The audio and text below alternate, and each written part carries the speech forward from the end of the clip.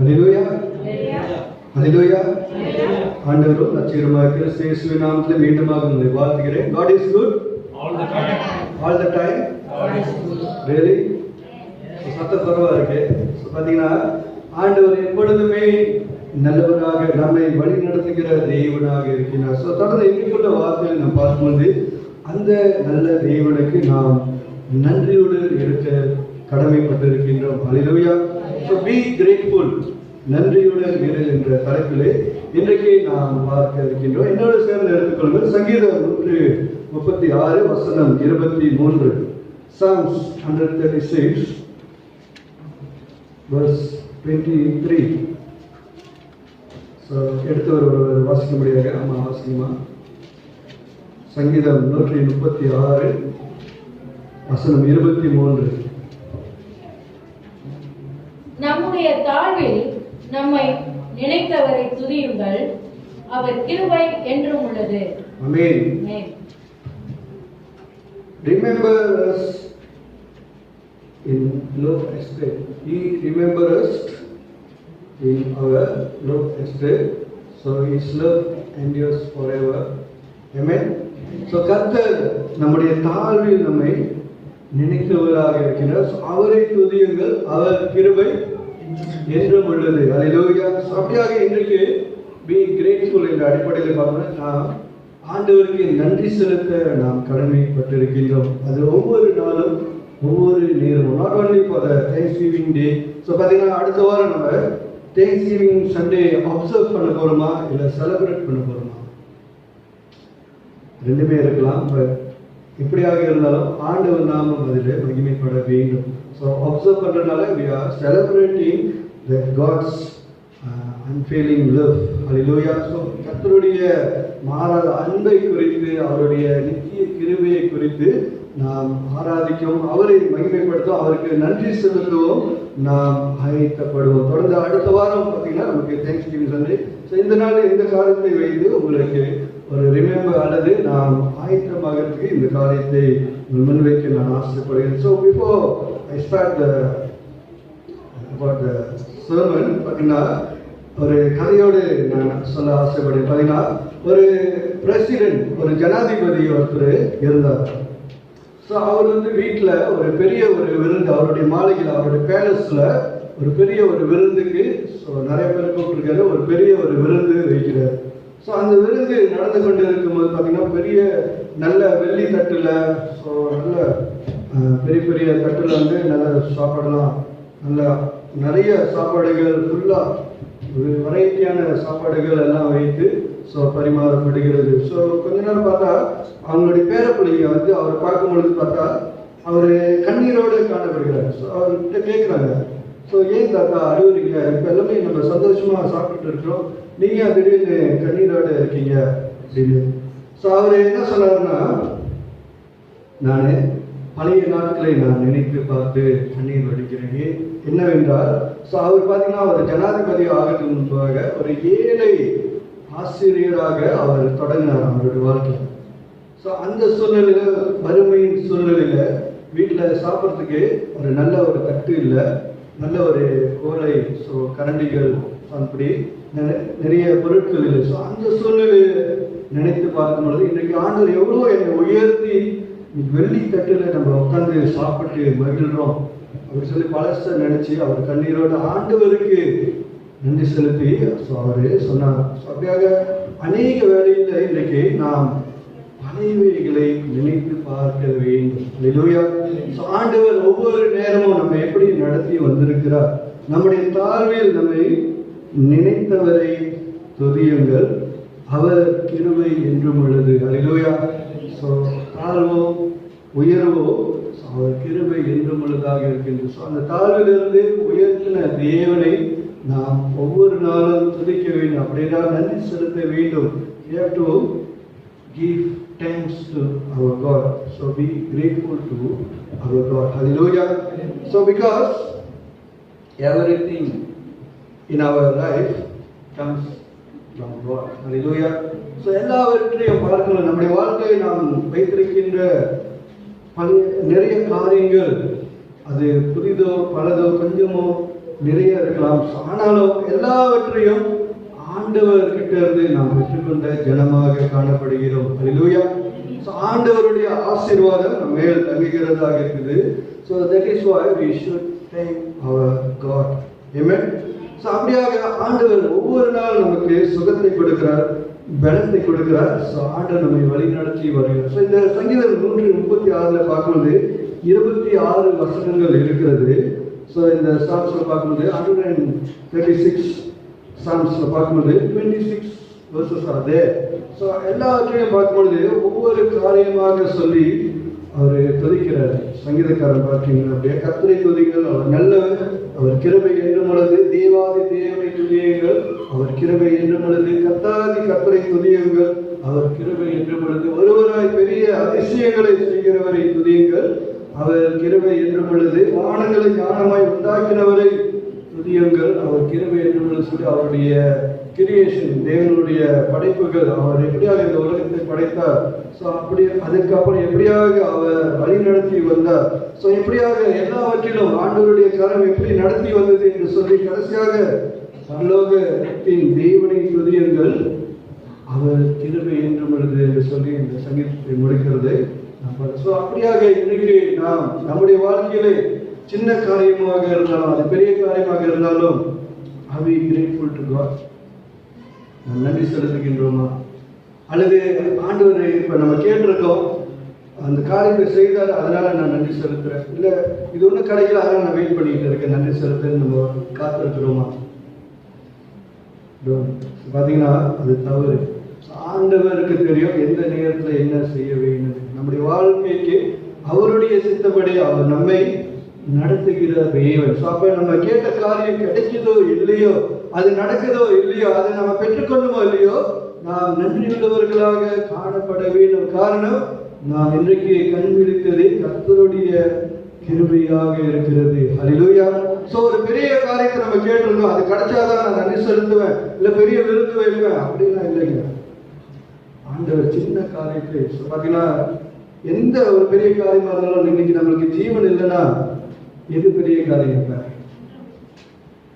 அப்ப அந்த ஜீவனை கொடுத்ததுக்கு நன்றி செலுத்தணுமா இல்லையா? ஸோ இன்னைக்கு பெரிய திங்ஸ் கையில கிடைச்சாதான், இல்லை அது வந்து சேர்ந்துருச்சு, இல்லை அக்கௌண்ட்ல வந்துருச்சு, ஸோ இல்லை நம்மளுடைய பேர்ல வந்துருச்சு அப்படின்னு தான் நம்ம பார்க்குறோமா, இல்லை கண் வெளிச்சதுக்காக முதல்ல நம்ம நன்றி செலுத்த கடமைப்பட்டு இருக்கிறோமா? ஸோ நாமே நாம் ஆராய்ந்து பார்க்க வேண்டும். ஸோ அப்படியாக இன்றைக்கு ஒரு காரியத்தை நாம் பார்க்க இருக்கிறோம் regarding this. So we should thank God. எந்த சூழ்நிலையாக இருந்தாலும் நாம் ஆண்டவருக்கு நன்றி செலுத்த கடமைப்பட்டு இருக்கிறோம். ஸோ அதன் அடிப்படையில் ஒரு சின்ன ஒரு சம்பவத்தை, ஒரு காரியத்தை வேதத்திலிருந்து பார்த்து நாம் முடிப்போம். பாருங்கள், என்னோடு சேர்ந்து எடுத்துக்கொள்ளுங்கள். லூக்கா எழுதின சுவிசேஷம் 17ஆம் அதிகாரம் வசனங்கள் 11 தொடங்கி 19 முடிய. So turn with me, Luke chapter 17 verses 11 to 19. So எடுத்து ஒரு வாசியுங்கள். லூக்கா எழுதின சுவிசேஷம் 17ஆம் அதிகாரம் வசனங்கள் 11 தொடங்கி 19 முடிய. பின்பு அவர் எருசலேமுக்கு பிரயாணம் பண்ணுகையில் அவர் சமேரியா கலிலேயா என்னும் நாடுகளின் வழியாக நடந்து போனார். அவர் ஒரு கிராமத்தில் பிரவேசித்த போது குஷ்டரோகம் உள்ள மனுஷர் 10 பேர் அவருக்கு எதிராக வந்து தூரத்திலே நின்று, இயேசு ஐயரே, எங்களுக்கு இரங்கும் என்று சத்தமிட்டார்கள். அவர்களை அவர் பார்த்து, நீங்கள் போய் ஆசாரியர்களுக்கு உங்களை காண்பியுங்கள் என்றார். அந்தபடி அவர்கள் போகையில் சுத்தமானார்கள். அவர்களில் ஒருவன் தான் ஆரோக்கியமானதைக் கண்டு திரும்பி வந்து உரத்த சத்தத்தோடு தேவனை மகிமைப்படுத்தி அவருடைய பாதத்தருகே முகம் குப்புற விழுந்து அவருக்கு ஸ்தோத்திரம் செலுத்தினான். அவன் சமாரியனாய் இருந்தான். அப்பொழுது இயேசு, சுத்தமானவர்கள் 10 பேர் அல்லவா, மற்ற 9 பேர் எங்கே? தேவனை மகிமைப்படுத்துகிறதற்கு இந்த அந்நியனை ஒழிய மற்றொருவனும் திரும்பி வர காணோமே என்று சொல்லி அவனை நோக்கி, நீ எழுந்து போ, உன் விசுவாசம் உன்னை ரட்சித்தது என்றார். ஆமென். ஹல்லேலூயா. இந்த கதை எத்தனை பேருக்கு, நம்மளுக்கு சில பேருக்கு நன்றாக தெரிந்த ஒரு கதை, சில பேருக்கு தெரியாமல் இருக்கலாம். பார்த்தீங்கன்னா இதுல என்னவென்றால் 10 பேர் குஷ்டரோகம் உள்ளவர்கள் 10 பேர் வந்து ஆண்டவர்கிட்ட வராங்க. ஸோ ஆண்டவர் அவங்களுக்கு சுகத்தை கொடுத்தார். ஹல்லேலூயா. ஆண்டவர் வந்து கேட்கும் பொழுது சுகத்தை கொடுத்தார். ஸோ அந்த 10 பேர்ல ஒருத்தன் மாத்திரம் வந்து ஆண்டவர் திரும்பி வந்து நன்றி செலுத்தினான். ஸோ அவன் சமாரியனா இருந்தான். ஸோ அப்படியாக பாருங்க, இந்த வேர்ட்ல Jesus heels 10 men with leprosy, but only one returned to say thank you to God, Jesus. So இதை இப்படியும் பார்க்கலாம், 9 ungrateful men. ஸோ 9 நன்றி இல்லாத இந்த குஷ்டரோக மனிதர்கள் அல்லது மனிதர்கள் என்று சொல்லலாம். ஸோ பார்த்தீங்கன்னா 10 பேர்ல ஒருத்தன் தான் திரும்பி வந்தோம். ஸோ இந்த கதையை கொஞ்சம் சற்று பார்த்து நாம் காரியத்துக்கு நாம் செல்வோம். பார்த்தீங்கன்னா இந்த கதையில் வருகின்ற காரியங்கள் இருந்தும் சில காரியத்தை ஒரு ரகசியங்களாக இந்த இடத்துல கொடுக்கப்பட்டிருக்கு. அதை நாம் அறிந்து கொள்வோம் முதலாவதாக. ஸோ பார்க்கும் பொழுது, பின்பு அவர் எருசலேமுக்கு பிரயாணம் பண்ணுகையில் அவர் சமாரியா கலிலேயா என்னும் நாடுகளின் வழியாக நடந்து போனார். அவர் ஒரு கிராமத்தில் பிரவேசித்த போது குஷ்டரோகம் உள்ள மனுஷர் 10 பேர் அவருக்கு எதிராக வந்து தூரத்திலே நின்று. ஸோ பார்த்தீங்கன்னா குஷ்டரோகம், லெப்ரசி. ஸோ இந்த மாடர்ன் வேர்ல்டில் பார்த்தீங்கன்னா அதுக்கு மாடர்ன் நேம் என்னன்னா என்சின்ஸ். ஸோ ஆராய்ச்சியில் பார்க்க என்சின். ஸோ நீங்கள் கூகுளில் பார்த்தீங்கன்னா லேட்டர் நீங்கள் தட்டி பார்க்கலாம். ஸோ இப்போ பார்க்காதீங்க. ஸோ பார்த்தீங்கன்னா அதுக்கு விளக்கம் கொடுத்துருப்பாங்க. ஸோ கீழே வந்து லெப்ரசி பார்த்தீங்கன்னா அது கிரீக் வேர்ட்லேருந்து ஸோ வந்த வார்த்தை. ஸோ அப்படியாக அந்த லெப்ரசி என்று சொல்வது குஷ்டரோகம். அப்போ உடலிலே காணப்படுகிற, சரீரத்திலே தோலிலே வருகின்ற ஒரு தோல் வியாதி, ஸ்கின் டிசீஸ். அப்படியாக அது காணப்படுது. ஸோ அது பார்த்தீங்கன்னா, ஸோ எத்தனை பேர் இந்த குஷ்டரோகம் உள்ளவர்களை பார்த்துருக்கீங்க? இது வரைக்கும் பார்த்துருக்கீங்க? ஸோ நான் பார்த்துருக்கேன். எங்கன்னா மியான்மரில், ஏற்கனவே நான் சொல்லியிருக்கேன், மியான்மரில் வந்து அவங்க தனியாக, ஸோ இங்கே இஸ்ரேல் அதே தான் நடந்துச்சு. பார்த்தீங்கன்னா அவங்கள வந்து தனியாக ஒதுக்கி வச்சுருவாங்க. ஸோ அவங்களுக்குன்னு தனியாக ஒரு கிராமம் மாதிரியே இருக்கும். ஸோ எல்லாமே அங்கே கொடுத்துருவாங்க. ஸோ அவங்க தனியாக இருக்கணும். நம்ம போயிட்டு அவங்களை விசிட் பண்ணணும். பார்த்தீங்கன்னா அவங்களுக்கு ஒரு சர்ச் கூட இருக்குது. ஸோ அவங்க ஆராதிக்கிறாங்க. ஸோ பார்த்தீங்கன்னா அவங்க கையெல்லாம் வந்து இப்படி திறக்க முடியாது. ரொம்ப அது வந்து கொஞ்சம் பாதிப்பு அதிகமாக இருக்கிறவர்கள் பார்த்தீங்கன்னா அப்படியே அந்த தோல் வந்து ரத்தமாக வடிஞ்சிக்கிட்டே இருக்கும். ஸோ அது பொண்ணு வந்து நாற்றம் அடிக்கும். ஸோ ரத்தமாக வடியும். ஸோ அதுதான் குஷ்டரோகம், வெண் குஷ்டம். ஸோ நிறைய விதமான குஷ்டம் இருக்குது, குஷ்டரோகம் இருக்குது பார்த்தீங்கன்னா. ஸோ நாங்கள் பார்த்தது வந்து கொஞ்சம் நிறைய பேர் இருந்தாங்க, பெண்கள் ஆண்கள் எல்லாம் இருந்தாங்க இந்த இடத்துல. ஸோ அவங்களுக்காக ஜெபித்துட்டு நாங்கள் வந்தோம். ஸோ பார்த்தீங்கன்னா அவங்க நினைச்சாலும் அவங்க உடனே வர முடியாது. ஸோ அவங்க வந்து நல்ல குவாரண்டைன் பண்ணியிருக்கணும். ஸோ அது வேதத்தில் நம்ம அப்புறம் பார்க்குவோம். ஸோ தொடர்ந்து பார்க்கும்போது அது காரியங்கள். ஸோ பார்த்தீங்கன்னா அவங்க தனிமைப்படுத்திடுவாங்க. அவங்க இஷ்டத்துக்கு எங்கேயும் வர முடியாது, போக முடியாது. குணமாகிறது வரைக்கும் அந்த சென்டர் மாரி, ஸோ அந்த கிராமத்தில் தான் ஸோ அங்கே இருக்கணும். ஸோ அப்போ அது ஒரு வியாதி, அது தொற்று வியாதி போல். ஸோ அவங்க வந்து பப்ளிக் மற்ற நார்மல் பீப்புளோட சகஜமாக பழக்கக்கூடாது. ஸோ அவங்களை தனிமைப்படுத்தி வைக்கணும், மற்றவங்களுக்கு பாதிப்பு இல்லாதபடிக்கு. ஸோ அப்போ லெப்ரசி என்று சொல்லும் பொழுது ஸோ அது ஒரு ஸ்கின் டிசீஸ், தோல் வியாதி. ஸோ அது பரவும் பார்த்தீங்கன்னா. ஸோ அப்படி உள்ள 10 பேர் வந்து இப்போ ஆண்டவர்கிட்ட வராங்க. அவங்க வரும்போது என்ன செய்யறாங்கன்னா, அவருக்கு எதிராக வந்து தூரத்திலே நின்று. ஏன் தூரத்தில் நிற்கிறாங்கன்னா, அதுதான் அவங்களுடைய கமெண்ட். ஸோ ஒரு கண்டிஷன் என்னன்னா, அவங்க கிட்ட வரக்கூடாது, நல்லா இருக்கவங்ககிட்ட அவங்க கிட்ட வரக்கூடாது.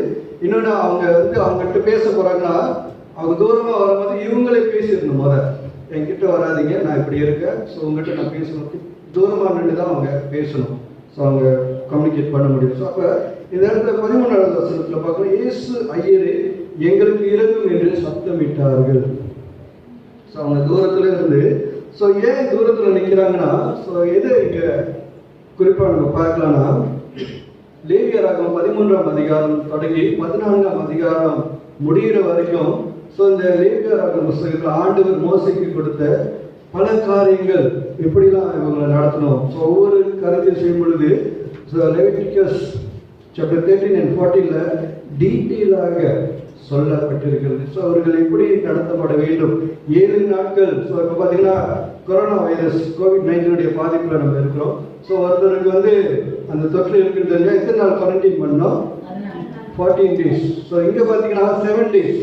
பட் 7 daysக்கு அப்புறம் திருப்பி செக் பண்ணுவாங்க. அப்படி அது ஸோ அந்த 13வது வசனத்து அதிகாரத்தில் நீங்கள் வரிசையாக பார்த்தீங்கன்னா ஸோ டீட்டெயிலாக இருக்கும். ஸோ 1வது வசனத்தை நம்ம வாசிக்குமா, 1லிருந்து 3 வரைக்கும் லேவியராகமம் 13ஆம் அதிகாரம் 1-3 வரைக்கும். ஸோ நம்ம வாசித்து தெரிந்து கொள்வோம்.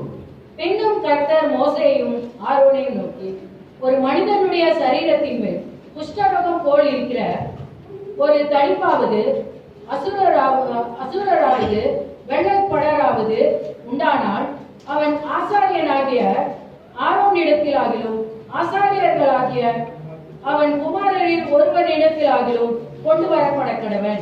அப்பொழுது ஆசாரியன் அவன் சரீரத்தின் மேல் இருக்கிற ரோகத்தை பார்க்க வேண்டும். ரோகம் இருக்கும் இடத்தில் மயிர் வெளுத்தும் ரோகமுள்ள இடம் அவனுடைய மற்ற சரீரத்தை பார்க்கிலும் அதிகமாய் குளிந்தும் இருந்தால் அது குஷ்டரோகம். ஆசாரியன் அவனை பார்த்த பின்பு அவனை தீட்டுள்ளவன் என்று தீர்க்க கடவன். வசனம் 46 படிங்க. verse 46. Yes ma'am. தொடர்ந்து வசனம் 46. அந்த வியாதி அவனில் இருக்கும் நாள் வரைக்கும் தீட்டுள்ளவனாக எண்ணப்பட கடவன். அவன் தீட்டுள்ளவனே, ஆகையால் அவன் தனியே குடியிருக்க வேண்டும். அவன் குடியிருப்பு பாளையத்துக்கு புறம்பே இருக்க கடவுது. பாருங்க, 12 சொன்னபடி அவன் தனியே குடியிருக்க வேண்டும். அவன் குடியிருப்பு எங்க இருக்குன்னா பாளையத்துக்கு புறம்பே, அப்படின்னா கிராமத்தோட ஒட்டி இருக்கக்கூடாது, தனியாக காணப்பட வேண்டும். ஸோ அதுதான் ஆண்டவர் கொடுத்த கட்டளையும். ஸோ பாத்தீங்கன்னா அதுதான் வந்து இஸ்ரேலில் கடைப்பிடித்தாங்க. இப்போ இருக்கிற நாடுகளிலையும் இந்த குஷ்டரோக வியாதி இருந்துச்சுன்னா இதுதான் செய்யறாங்க. நான் நேராக பார்த்துருக்கேன் பார்த்தீங்கன்னா மியான்மர் தேசத்துல. ஸோ அப்படிதான் வைத்திருந்தாங்க. ஸோ பார்த்தீங்கன்னா அப்படின்னா டிஸ்டன்ஸ் ஃபாலோ பண்ண, இப்போ நம்ம சோஷியல் டிஸ்டன்ஸ் ஃபாலோ பண்ணுறோம்ல, ஸோ அதாச்சும் பரவாயில்ல. ஸோ இவங்க வந்து தனிமைப்படுத்தப்படும், இன்னும் தூரமாக தேசத்தை விட்டு அந்த கிராமத்தை ஒட்டி அவங்க தூரமாக இருக்கணும். ஸோ அப்படியாக அவங்க ஒதுக்கி வச்சிருவாங்க. ஸோ பார்த்தீங்கன்னா அப்படி இருக்கிற சூழ்நிலையில இந்த கதைக்கு நம்ம போவோம் திரும்பியும் லூக்கா 17ஆம் அதிகாரத்துக்கு. ஸோ பார்த்தீங்கன்னா அப்படி இருக்கிற சூழ்நிலை இந்த 10 பேர் வந்து முதல்ல வராங்க தூரமாக நின்று. ஸோ ஏன்னா அவங்களோட கண்டிஷன் அதுதான், அவங்க தூரமாக தான் நிற்கணும். ஸோ அப்போ இயேசு ஐயரே இன்று எங்கள் இடம் என்று சத்தமிட்டார்கள். ஸோ ஆண்டவரை நோக்கி அவங்க கூப்பிடுறாங்க. எதுக்காக? சுகம் கிடைக்க வேண்டும், எங்களுக்கு இரண்டும் என்று சத்தமிட்டார்கள் என்று வேதம் சொல்லி. வசனம் 14 பார்க்கும்போது அவர்களை அவர் பார்த்து, நீங்கள் போய் ஆசாரியனுக்கு உங்களை காண்பியுங்கள் என்றார். அந்தபடி அவர்கள் போகில் சுத்தமானார்கள். அல்லேலூயா. ஸோ இங்க ஏன் ஆசாரியனுக்கு காட்ட வேண்டும்? ஸோ முதல்ல நம்ம பார்க்கல. ஸோ அதுதான் அவங்களுடைய ஒரு என்ன இன்ஸ்ட்ரக்ஷன் ஆண்டவர் கொடுத்த. ஸோ இந்த மோசைக்கு கொடுத்த கட்டளையில் பார்க்கும் பொழுது ஒரு காரியத்தில் லேவியராகமத்தில் பார்க்கும் பொழுது, ஸோ வசனம் பார்த்தீங்கன்னா லேவியராகம் 14ஆம் அதிகாரம் வசனம் 2 இதை வாசிங்கம்மா. லெவிட்டிகஸ் சுத்திகரிப்பின் நாளில் அவனுக்கு அடுத்த பிரமாணம் என்னவென்றால் அவன் ஆசாரியனிடத்தில் கொண்டு வரப்பட வேண்டும். ஆமென். ஸோ பாருங்க, அதுதான் ஆண்டவர் இயேசு கிறிஸ்து அங்கே நினைவு போட்டுக்கிறாரு. ஸோ அவர் என்ன சொல்றாரு அவங்ககிட்ட? அவர்களை அவர் பார்த்து, நீங்கள் போய் ஆசாரியர்களுக்கு உங்களை காணி. அவங்க சுகமாயிட்டாங்களா? இன்னும் இல்லை. ஆண்டவர் என்ன சொல்றாரு? அவரோட வார்த்தை வல்லமையுள்ள வார்த்தை. ஸோ அதுக்கப்புறம் என்ன செய்யணும் என்று ஆண்டவர் சொல்றாரு. நேராக நீங்க போயிட்டு உங்களை ஆசாரியர்கிட்ட, அங்க இருக்கிற போதகர்கிட்ட அப்படின்னா ஸோ அவங்களை காண்பியுங்கள். ஸோ அவங்க தான் வந்து ஸோ அவங்க கன்ஃபார்ம் பண்ணணும் ஆசாரியர்கள். ஸோ இவங்க குஷ்டரோகம் முடிஞ்சிருச்சு. ஸோ இவங்க வந்து நார்மலியாக பப்ளிக்காக டிக்ளேர் பண்ணுவாங்க. ஓகே, இவங்க வந்து பப்ளிக்கோட வந்து ஜாயின் பண்ணுவாங்க, அவங்க ஃபேமிலியோட வந்து திரும்பியும் இணைந்து கொள்ளும். ஸோ அதனால ஆண்டவர் இயேசு கிறிஸ்து இந்த ரகசியம் என்னன்னா, ஏன் ஆசாரியர்கிட்ட உங்களை காண்பியுங்கள் என்று சொல்றாருன்னா, அங்கே கொடுக்கப்பட்ட ஆண்டவருடைய வார்த்தைக்கு ஆண்டவரும் இயேசு கிறிஸ்து அந்த வார்த்தைக்கு உண்மையுள்ளவராக இருக்கிறார். அல்லேலூயா. ஸோ அப்போ ஆண்டவர் அவர்கிட்ட சொல்றாரு, நீங்க போய் ஆசாரியை காட்டிட்டு நீங்க போகலாம் அப்படின்னு. ஸோ அதே போல அவங்க இப்ப போறாங்க. ஆனா இந்த இடத்துல வசனம் 15-16 திருப்பி வாசிங்கம்மா. அவர்களில் ஒருவன், லூக்கா 17:15-16. அவர்களில் ஒருவன் தான் ஆரோக்கியமானதை கண்டு திரும்பி வந்து உரத்த சத்தத்தோட தேவனை மகிமைப்படுத்தி அவருடைய பாதத்தருகே முகங்குப்புற விழுந்து அவருக்கு ஸ்தோத்திரம் செலுத்தினான். அவன் சமாரியனாய் இருந்தான். இங்க அந்த 10 பேர்ல 9 பேர் இப்படி போயிட்டே இருக்காங்க. ஆனா ஒருத்தன் வந்து சுகம் அடைந்தது அவன் அறிந்து என்ன சொல்றான்? திரும்பி வந்து உரத்த சத்தத்தோட தேவனை மகிமைப்படுத்தி, so he was so grateful to God. அல்லேலூயா.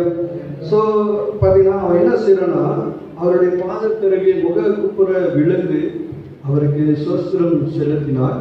அவன் சமாரியனாக இருந்தான். ஸோ ஒரு அந்நியன். ஸோ சமாரியன் நம்ம ஏற்கனவே நம்ம பார்த்துக்கலாம். செமரிட்டன்ஸா யூத ஜனங்களோட சம்பந்தம் கலக்காதவர்கள். அப்படி அவங்க வந்து அரை மனிதர்கள் என்று சொல்லலாம். ஏன்னா அவங்க கலப்பு திருமணம் செய்தவர்கள், அவர்கள் ஒதுக்கப்பட்டவர்கள். ஸோ யூத வம்சத்திலிருந்து ஒதுக்கப்பட்டவர்கள். அப்போ சம்பந்தம் கலக்காதவர். ஸோ ஆனால் அவன் தான் வந்து என்ன செய்கிறான், ஆண்டவருக்கு நன்றியோடு வந்து அவன் பாதத்தில் வந்து அவன் ரொம்ப சந்தோஷத்தோடு அவன், ஏன்னா அவன் எத்தனை வருஷம் பாடு அனுபவிச்சிருக்கணும் சரிங்களா. ஸோ முதல்ல நான் சொன்னேன், அந்த கையெல்லாம் துறக்க முடியாது, அப்படியே இறுக்கி கிடக்கும், புண்ணு அப்படியே ரத்தம் சலம் தண்ணி வடியும். ஸோ நல்லா நினைச்சு பார்க்க முடியுமா. ஸோ அது சுத்தமானோடனே ஸோ எப்படி இருக்கு. ஸோ கையில் ஏதாவது கிரீஸும் ஏதாவது நம்மளுக்கு வேலை செய்யும்போது பட்டுருச்சுனாலே அந்த கல்வி சுத்தமாகிற வரைக்கும் நம்மளுக்கு ஒரு மாதிரியாக இருக்காது.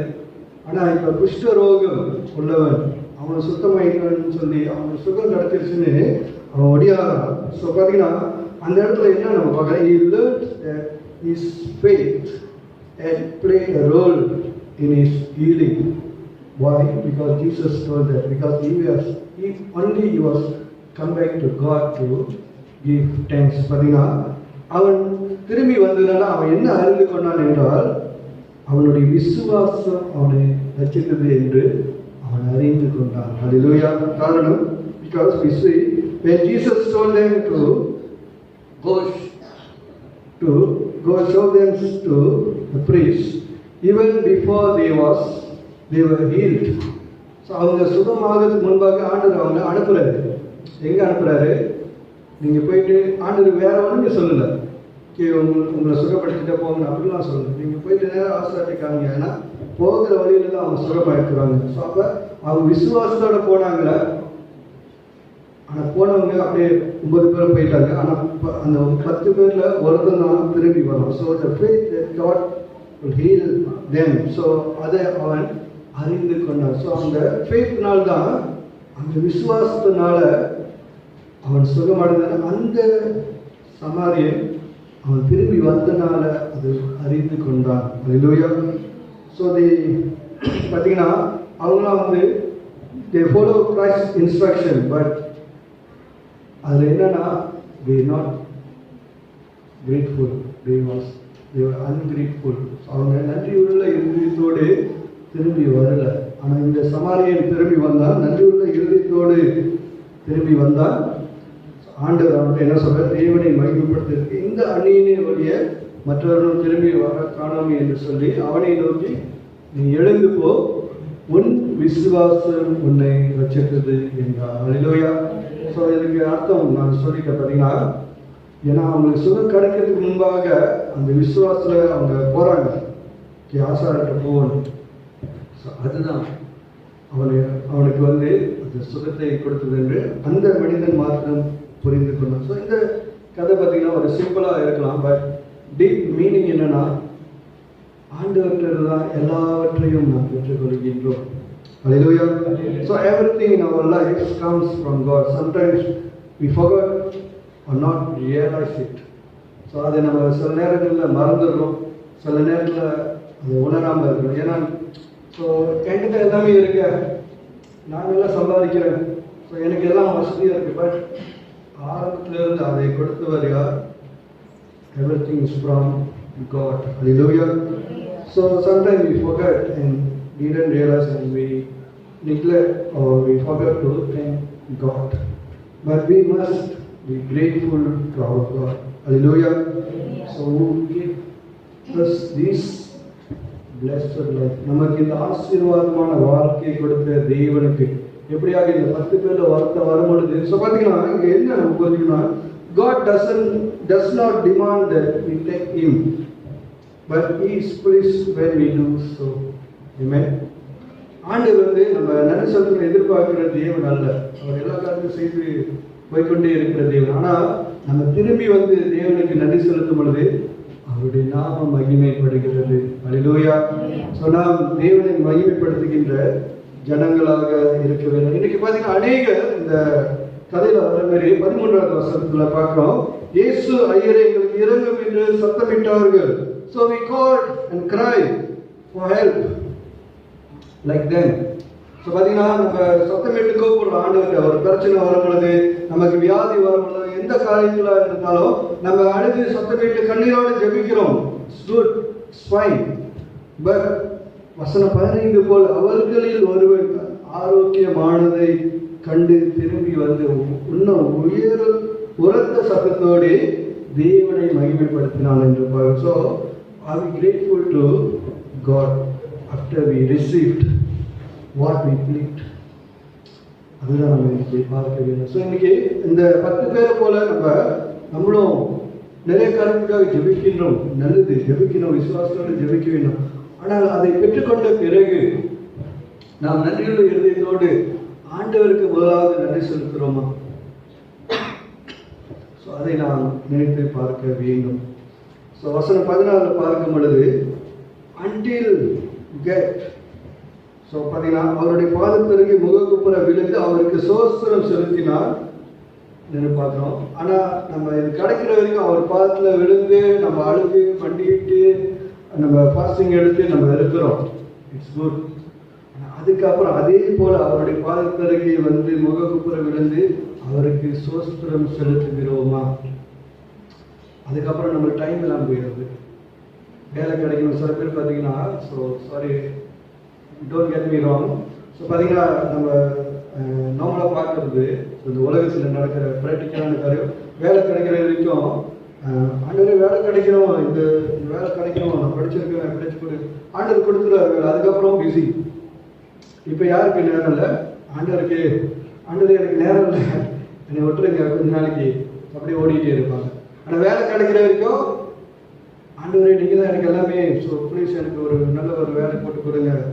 ஸோ சிம்பிளான ஒரு, ஆனால் அது டீப் மீனிங் என்னென்னா, you are not grateful to God, you are ungrateful. So like the 9 men, the leprosy men. So பார்த்தீங்கன்னா இந்த 9 கிறிஸ்தவர்கள் போல நாம் இன்றைக்கி நன்றி இல்லாமல் இருக்க கூடவே கூடாது. அல்லேலூயா. ஸோ எப்படியாக ஆண்டவர் பாதத்தருகில் நம்ம விழுந்து கிடந்தோமோ அது கிடைக்கணும்னு சொல்லி, அது கிடைத்த பிறகும் அதற்கு மேலாக ஆண்டவருக்கு நன்றி சொல்ல. அது கிடைக்குதோ இல்லையோ அதையும் நம்ம புரிஞ்சுக்கணும். ஆண்டவர் நேரத்தில் அது நமக்கு நிச்சயமாக கொடுப்பார். அல்லேலூயா. அவர் சித்தப்படி, அவருடைய நேரத்தின்படி அவர் நிச்சயமாக கொடுப்பார். So as we learn, we have to be grateful to God. So சங்கீதம் 136 ஃபுல்லாக நம்ம வாசித்து பார்த்தோமா, அந்த சங்கீதத்தில் எல்லா காரியத்துக்கும் சங்கீதக்காரர் நன்றி செலுத்தி ஆண்டவரை மகிமைப்படுத்துறதை பார்க்கிறோம். ஸோ இந்த இடத்துல, இந்த கதையில சம்பவத்தில் பார்க்கும் பொழுது, இந்த சமாரியன் ஆண்டவருக்கு திரும்பி வந்து நன்றியுள்ள இருதயத்தோடு அவர் பாதத்தருகே விழுந்து, முகக்குப்புறம் விழுந்து ஆண்டவருக்கு நன்றி செலுத்துறான், சோஸ்திரம் செலுத்துறான். ஸோ இன்றைக்கு எந்த சின்ன காரணம் பெரிய காரணம் அது நடக்குதோ இல்லையோ ஆண்டவருக்கு நன்றி செலுத்தி பாருங்க, ஆண்டவர் எல்லா காரியத்தையும் மாற்றி போடுவார். அல்லேலூயா. So remember this always, God is always good. Amen. ஆண்டவர் எப்பொழுதும் அவர் நல்லவராக இருக்கின்றார்.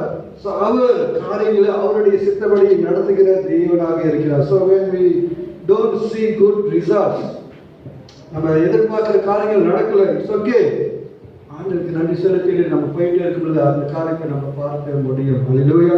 அந்த காரியத்தை ஆண்டவர் நிறைவேற்றுவார். So be like a Samaritan in this story. So acknowledging, so ரெண்டே பாயிண்ட் நான் கொடுக்குறேன். acknowledge God and appreciate Him always. Hallelujah. So ஆண்டவரை நாம் கனப்படுத்த வேண்டும், ஆண்டவரை நாம் அங்கீகரிக்க, மகிமைப்படுத்த வேண்டும். அல்லேலூயா. So because when we receive something, we say thank you. ஆமா இல்லைங்களா? ஸோ ஒரு காரியத்தை நம்ம, ஸோ அது ஆட்டோமேட்டிக்காக, நான் பெருமைக்காக சொல்ல, பார்த்தீங்கன்னா எந்த ஒரு காரியத்தையும் நம்ம நன்றி செலுத்தும் பொழுது அவங்களுக்கு சந்தோஷமாக இருக்கும். ஸோ சில நேரத்தில் நம்ம மறந்துருக்கலாம், அதை நம்ம ரியலைஸ் பண்ணால் திருப்பி போய் நன்றி செலுத்தும் பொழுது எப்படி அவங்களுக்கு இல்லை நமக்கு ஒருத்தவங்க நம்ம செய்ததுக்காக நம்ம கொடுத்த ஒரு சின்ன காரியத்தை நம்மளுக்கு நன்றி செலுத்தும் பொழுது நம்மளுக்கு சந்தோஷமாக இருக்குதோ, ஆண்டவர் நம்மை ஜீவனோடு பாதுகாத்து எல்லாவற்றையும் கொடுத்து ஆசீர்வதித்து வருகிறார். அவருக்கு சோஸ்திர பலி ஏறெடுக்கும் பொழுது எப்படி ஆண்டவர் நாம மகிமைப்படும். அல்லேலூயா. வாருங்கள், இந்த சிந்தையோடு நாம் எழுந்து நிற்போம்.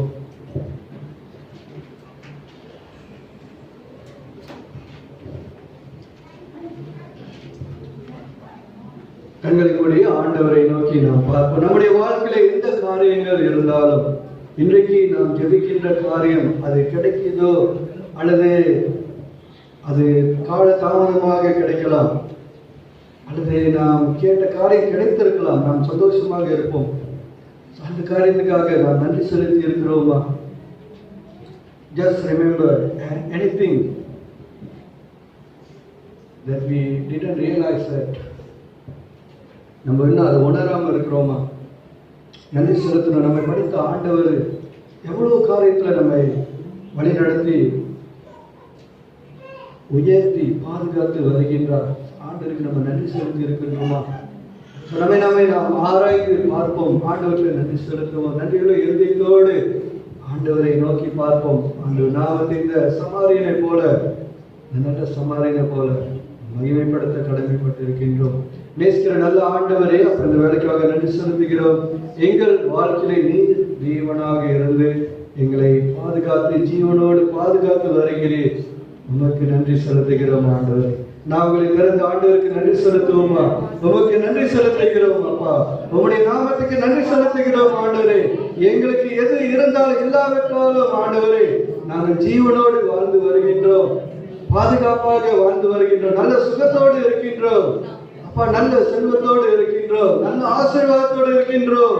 எல்லா ஆசீர்வாதங்களும் நீர் கொடுத்திருக்கின்ற, அழகான குடும்பத்தை கொடுத்திருக்கின்றேன், அழகான பிள்ளைகளை கொடுத்திருக்கின்றேன், அழகான சபையை கொடுத்திருக்கின்றேன், அழகான ஆண்டவர் எங்களோடு இருக்கின்றேன். உமக்கு நன்றி அப்பா, உமக்கு நன்றி ஆண்டவரே. நன்றியுள்ள இதயத்தோடு உம்மை நோக்கி பார்க்கிறோம் ஆண்டவரே.